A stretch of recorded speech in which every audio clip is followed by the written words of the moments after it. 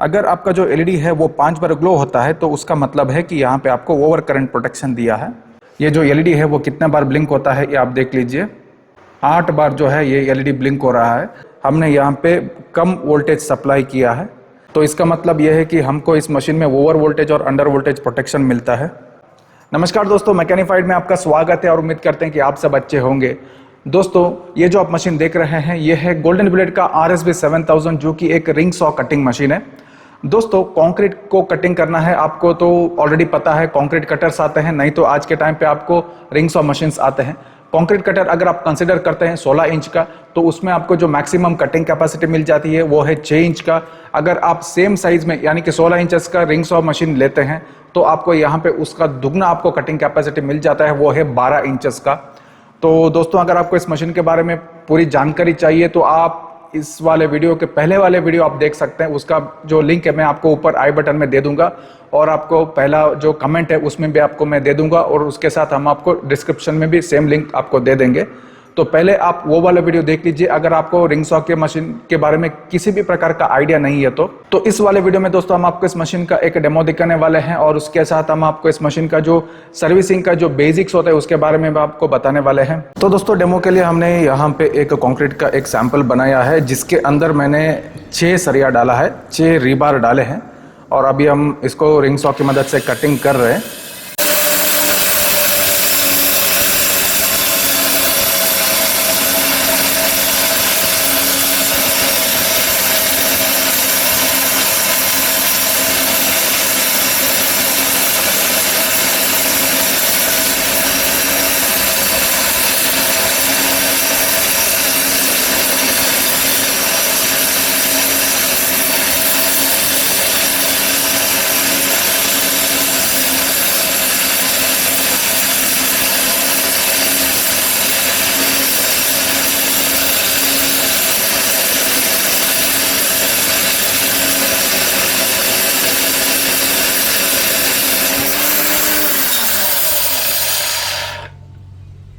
तो यहाँ पे आप देख सकते हैं दोस्तों, ये जो रीबार मैंने डाला है ये आप देख सकते हैं पूरा वो बीच में से कट चुका है। मैंने वैसा एक्सपेक्ट नहीं किया था। एक्चुअली आप यहाँ पे देख सकते हैं 1 2 3 4 5 6 मैंने रीबार्स डाले थे, और वो जो बीच वाला रीबार था वो मैंने वेल्ड करके डाला था, वो भी बीच में से कट हो गया।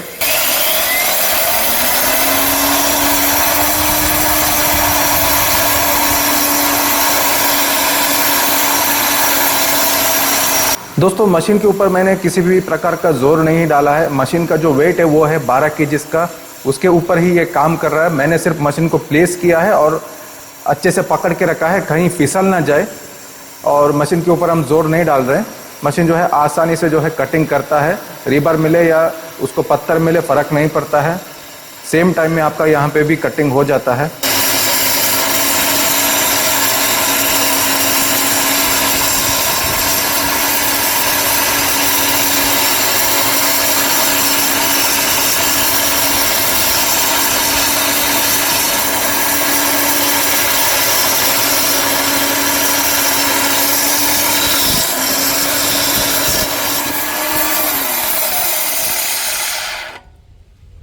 फिर एक बार मैं आपको कट करके दिखा रहा हूँ। दोस्तों, हमने यहाँ पे किसी भी प्रकार से वीडियो को भगाया नहीं है।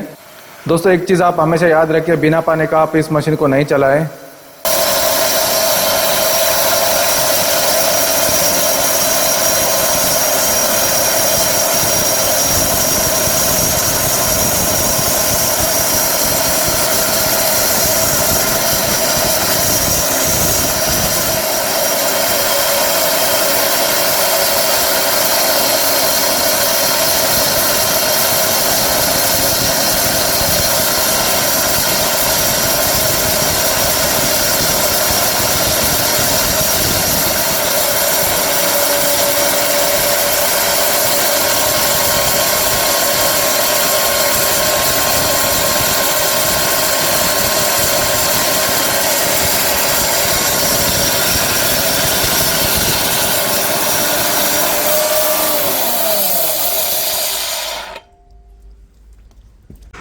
तो देख सकते हैं आप, यहाँ पे मैंने रीबार को कट करके दिखाया है आपको। रीबार जो कटिंग हुआ है वो भी बहुत स्मूथली हुआ है, जैसे हमारा एब्रेसिव ब्लेड में होता है उसी प्रकार से ये कट हुआ है।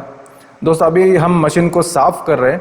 दोस्तों एक चीज़ आपको हमेशा याद रखना है, ब्लेड को निकालने का कोई ज़रूरी नहीं है। अगर आप लैटेराइट के स्टोन में इस मशीन को चलाते हैं, दोस्तों आपको ऑलरेडी पता है लैटेराइट जो है एक मिट्टी का जैसा पत्थर होता है, उसके वजह से मशीन को जंग पकड़ने का चांसेस बहुत ज़्यादा है। तो अगर लैटेराइट को पत्थर को आप काट रहे तो उसी समय पे आप उस मशीन को साफ करके रखिए। अगर आप कंक्रीट काट रहे या कोई दूसरा पत्थर काट रहे, जैसे हमारा बसाल्ट का पत्थर होता है, उसको अगर आप काटते हैं तो आपको मशीन को इस प्रकार से कोई भी वॉश करने का ज़रूरी नहीं है। दोस्तों अगर आप मशीन को वॉश भी करते हैं तो एक चीज़ आप हमेशा याद रखिए, मशीन को किस प्रकार से वॉश करना है। देख लीजिए मशीन का जो मोटर है और मोटर के जो फ़ैन है उसका जो वेंट होता है ना, जहाँ पे आपको येलो कलर के इसमें आपको होल दिख रहा है, उसको आपको पानी से बचाना है। मशीन जो है ये ब्रशलेस मोटर वाला है, और अगर आपको पाइप कम लगता है तो जो उसका स्लीव है, जहाँ से आपको सॉकेट से जो पाइप आता है उसको भी आप एक्सटेंड कर सकते हैं। एक्सटेंड करने से आपको जो पानी का जो पाइप आता है वो लंबा हो जाता है। हम मशीन को किसी भी प्रेशर वॉशर से नहीं धो रहे, जो मशीन के साथ हमको मोटर मिलता है उसको हमने और एक पोजीशन में डाल देना है, तब मोटर काम करेगा, मशीन काम नहीं करेगा। और हमने किसी प्रकार से क्लीन किया है, आप देख सकते हैं। बस आपको एक चीज़ याद रखना है दोस्तों, मशीन का सर्किट के अंदर पानी डायरेक्टली नहीं जाना चाहिए। हालांकि मशीन जो है वो वाटर रेजिस्टेंट है लेकिन वाटर प्रूफ नहीं है। अगर आप उतना इन्वेस्टमेंट करते हैं तो थोड़ा सावधानी से आप मशीन को चलाएँ। तो अब बात करते हैं दोस्तों इस मशीन का सर्विसिंग के बारे में। दोस्तों पहले हम एक काम कर देते हैं, इस मशीन को प्लग में लगा देते हैं और बटन को चालू कर देते हैं। पावर सप्लाई अभी मशीन में आ रहा है। जब पावर सप्लाई आता है दोस्तों, यहाँ पे आप एक एलईडी ग्लो होना आप देख सकते हैं। ये लगभग जो है ब्लिंक हो रहा है, मतलब फुल ब्राइटनेस में ग्लो नहीं हो रहा है, क्योंकि हमने इस मशीन को अभी चालू नहीं किया है। तो अभी हम इस मशीन को चालू कर रहे हैं, तब आप देख सकते हैं इसका जो एलईडी है वो फुल ब्राइटनेस में ग्लो होता है। मशीन बंद हो चुका है। दोस्तों यहाँ पे और एक आप सीन देख सकते हैं, कितना बार एलईडी ग्लो होता है ये आप देख लीजिए, कैलकुलेट कीजिए। यहाँ पे जो है 5 बार एलईडी जो है ग्लो हो रहा है, 1 2 3 4 5। दोस्तों अगर आप इस मशीन का मैनुअल को खोल देते हैं तो आपको यहाँ पे दिया है, अगर आपका जो एलईडी है वो 5 बार ग्लो होता है तो उसका मतलब है कि यहाँ पे आपको ओवर करंट प्रोटेक्शन दिया है। तो उस सिचुएशन में हमको एक काम करना है, मशीन को बंद करना है और फिर से जो है हमको पावर सप्लाई देना है। तो अभी हम इस मशीन को चालू कर रहे हैं।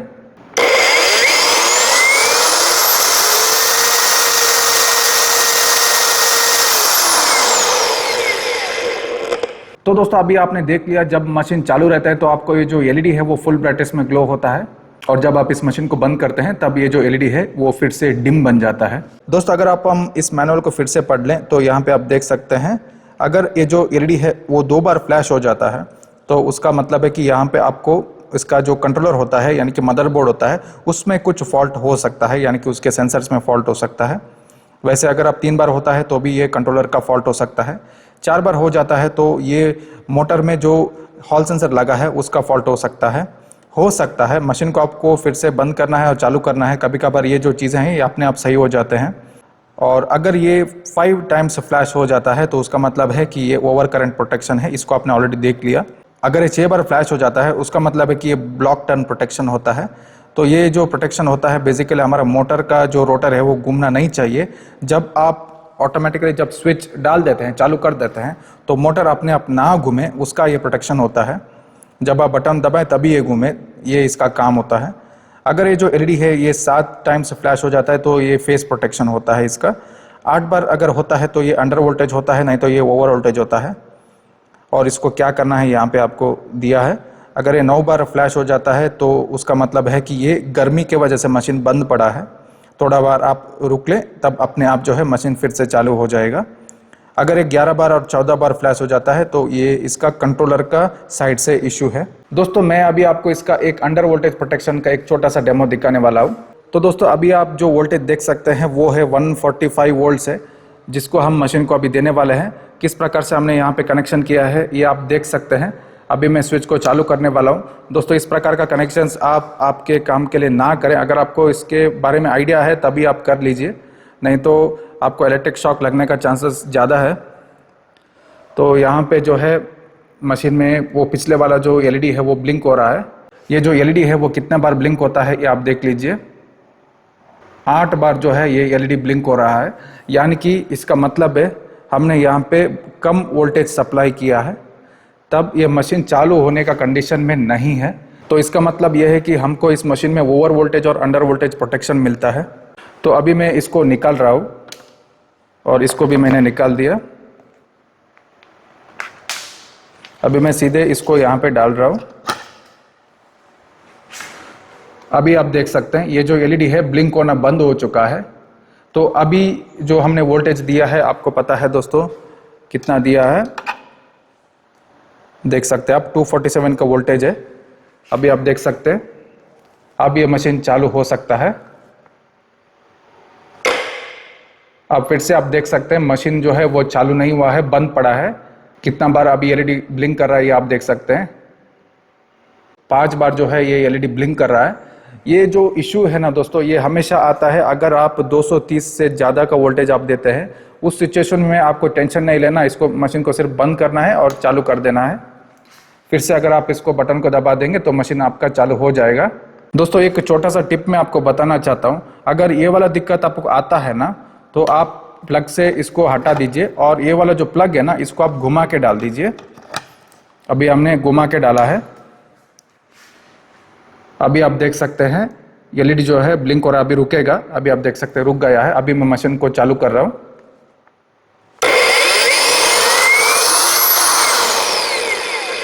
मशीन चालू हो चुका है। अभी ये बंद पड़ा है, मैंने मतलब बंद किया है। अभी मैं ये वाला जो प्लग है ना इसको बंद करके घुमा के डाल रहा हूं। घुमा के मैंने डाल दिया है। वोल्टेज अभी आप देख सकते हैं थोड़ा ज़्यादा ही है। अभी मैं इसको चालू करने का प्रयास करूंगा। मशीन जो है ये बंद पड़ा है, मशीन चालू नहीं हो रहा है। ये सब दिक्कतें आपको आ जाती है दोस्तों कभी कभार। तो आपको ये वाला टिप है, ये हमेशा वर्क करेगा। इसको निकाल लो और इसको घुमा के डाल दो। अब इसका जो एलईडी है ये अभी कांस्टेंट है। अभी मैं इसको चालू करूंगा।